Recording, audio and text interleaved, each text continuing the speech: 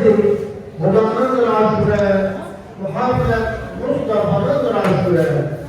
Biliriz günahımız hasenlaşıptır, Aliye Yurdizan'ın aşure. Sofu neslinin Haydaroğlu, İmam neslinin aşure.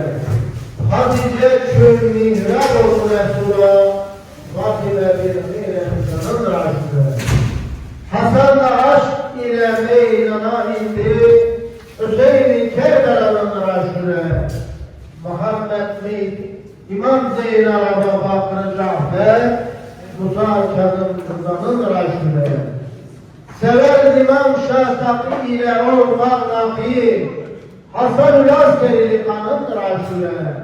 Muhammed Meyt'i sahip zamanı eşliğinde yazan yananın aşure.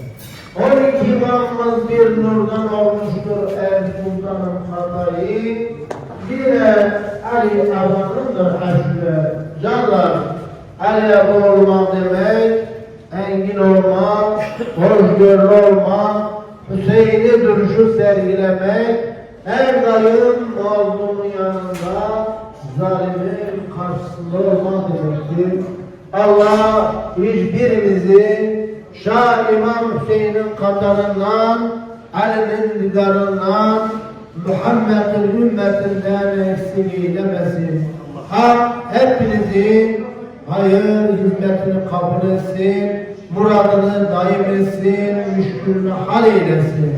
Allah hiçbir canımızı darda, zorda koyup namertlere muhtaç eyletmesin.